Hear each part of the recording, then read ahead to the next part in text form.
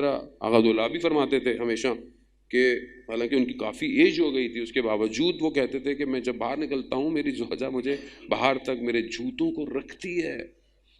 خوب یہ ادب احترام، اس کے پیچھے ظاہر اثرات ہیں. وہ فرماتے تھے کبھی گھر سے نکلتے وقت گھر میں غصے سے مت نکلو. جیسے کبھی کبھی ہوتا ہے انسان غصے میں گھر سے باہر نکل جاتا ہے زوجہ سے لڑ کے، وہ کہتے تھے کہ کبھی اس حالت میں گھر سے مت نکلو. کیوں؟ کیونکہ تمہیں پتہ نہیں کہ تم پلٹ بھی پاؤ گے کہ نہیں پلٹ پاؤ گے، کس حالت میں تم گھر سے نکل رہے ہو. خوب یہ تبھی امکان ہوگا کہ جب ہم گھر کو ایسا ماحول دیں گے اور ان موانع کو، رکاوٹوں کو گھر سے دور کریں کہ جس کی وجہ سے آج گھروں میں اس طرح پایا جاتا ہے. اس میں پہلی ایک چیز عزیزان محترم یہی ہے کہ ہمارا معاشرہ قناعت پسند نہیں رہا. قناعت نہیں ہے، جو دیا ہے خدا نے اس پہ ہم راضی نہیں ہیں.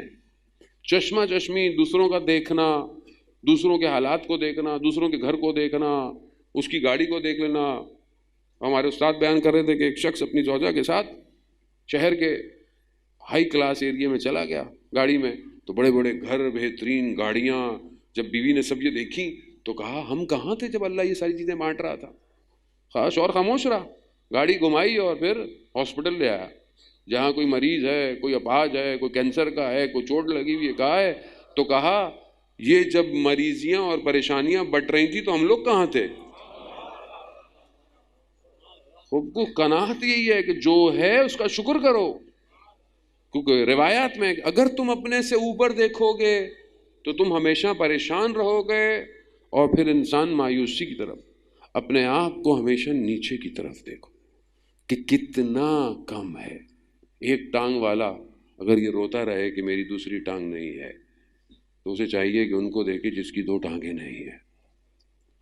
اور ہمیں تو احساس نہیں ہوتا نا کہ اللہ نے مطلب کتنا سالم بنایا ہے، یہ احساس ہمیں نہیں ہے. عزیزان محترم، بہرحال ہم توفیق ہوتی ہے، لوگوں سے ملتے ہیں، مریض ہیں، وہ بیچارے میسج کرتے ہیں، دعا کے لیے کرتے ہیں. کئی لوگ آج بھی، کل بھی، ہر جگہ بچہ ایسا ہے، یہ پریشانی ہے. آپ یقین کریں احساس اس وقت ہوتا ہے کہ کتنا خدا نے آپ کے اوپر کرم کیا ہوا ہے، کتنی سالمیت ہے. کتنے لوگوں کے بچے عزیزان محترم شدید مریض ہیں، کتنا مرض ہے. لوگوں کے بچے معذور ہیں، بول نہیں پاتے ہیں، بچے ہیں، چھوڑ تو نہیں سکتے ہیں. یہ چیزوں کا احساس نہیں ہوتا ہے انسان. زندگی میں قناعت، آج جس دور میں ہم ہیں جس میں فیس بک اور یہ ساری چیزیں جو ماشاءاللہ ہر وقت ہم دیکھتے رہتے ہیں، خوب یہ ڈیزائن اس لیے کیا گیا ہے کہ ہمیں دنیا کی رونق دکھائی جائے، دنیا کی ایسی ایسی چیزیں دکھائی جائے، اور ہماری حسرتیں ہر وقت بڑھتی رہیں کہ اچھا یہ ہو، اچھا وہ ہو، یہ ہو. کاش کہ کوئی ایسا سافٹ ویئر بن جائے جس میں جنت کی لذتیں دکھائی جائیں اور ہم اس کو بھی دیکھتے رہیں اور ہمارے اندر یہ شوق پیدا ہو کہ میں رات کو تہجد پڑھوں تاکہ یہ لذت تو مجھے ملے. کوئی تو بنائے گا انشاءاللہ، کوئی نہ کوئی تو سافٹ ویئر ڈیزائن کرے. ذہن محترم خوب ظاہر ہے، ویسے بھی ورچوئل ورلڈ میں ہم جا رہے ہیں، 0.2 ارتھ کی طرف بڑھ رہے ہیں ہم لوگ، تو ویسے بھی ہر چیز جو ہے بڑھ رہی ہے. خوب انشاءاللہ ہم ان اپنے مشاہدات کو لے کر آئیں جوانوں کے آگے تاکہ خوب ایک لذت کی طرف انسان بڑھے. اور سب سے بہترین لذت اپنے امام کی نوکری ہے، اس سے بہترین کوئی اور نوکری نہیں ہے. ذہن محترم وہ شخص جو ہے وہ خراسان کا شخص آیا اور اس نے امام کے غلام کو دیکھا جو وہ کام کرتا تھا، تو اس نے اس سے سودا کیا. کہا کہ وہاں میرے باغ ہیں، میری زمینیں ہیں، میری جائیداد ہے، یہ سب لے لو اور یہ جو تم نوکری کر رہے ہو مجھے دے دو. اس نے دیکھا کہ سودا بڑا اچھا ہے، نقصان تو نہیں ہے. یہ گیا امام جعفر صادق علیہ السلام کی خدمت میں،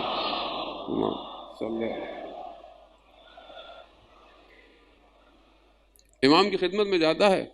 امام سے بولتا ہے ایسا ایسا ہے، شخص نے مجھے یہ کہا ہے. امام کہا اچھا تمہاری مرضی ہے. جب جانے لگا تو امام نے کہا رکو میری بات سنو، جو اس دنیا میں جتنا ہمارے قریب ہے وہ قیامت میں اتنا ہی ہم سے قریب رہے گا، وہ تمہاری مرضی ہے.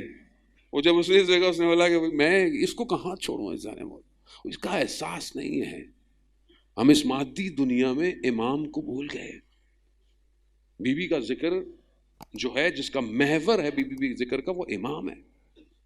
بی بی اپنے گھر سے باہر اس لیے نہیں نکلی کہ ان کا شوہر کا حق نہیں، امام مہم ہے، ولایت مہم ہے. اس ولایت کے دفاع کے لیے بی بی نے اپنا سب کچھ قربان کیا. تو کیا آج ہمارے گھرانوں کی تربیت ہے کہ ہم ولایت کے لیے کچھ کریں؟ امام کے لیے کچھ کریں. وہ ظاہر ہے اس کے لیے اپنے آپ کو اس قدر بلڈ کرنا ہے کہ ہم کچھ کر سکیں. وہ گھر کے اندر ایک چیز جو ہے وہ ایثار ہے، قربانی ہے، یعنی کبھی بیوی کو قربانی دینی ہے، کبھی شوہر کو قربانی دینی ہے. یہ بہت ضروری ہے کہ دونوں.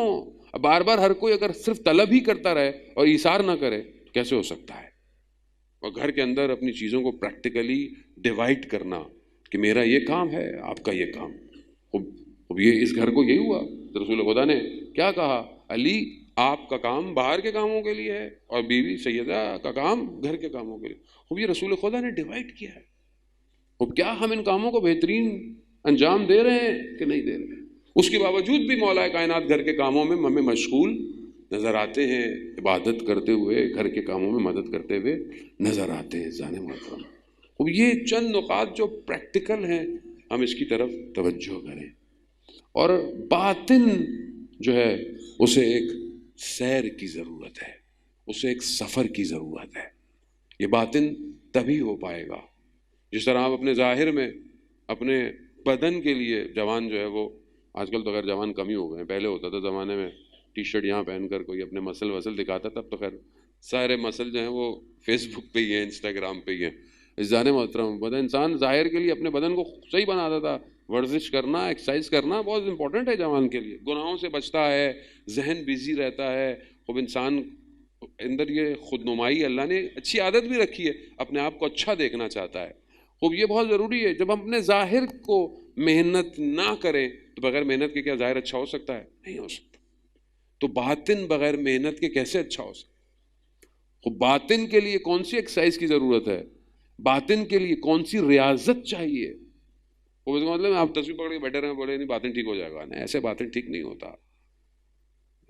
باطن کے لیے انسان کو اطاعت کرنی پڑتی ہے، اور اس اطاعت کو پریکٹیکلی سٹیپ بائی سٹیپ اپنی ذات میں لانا پڑتا ہے.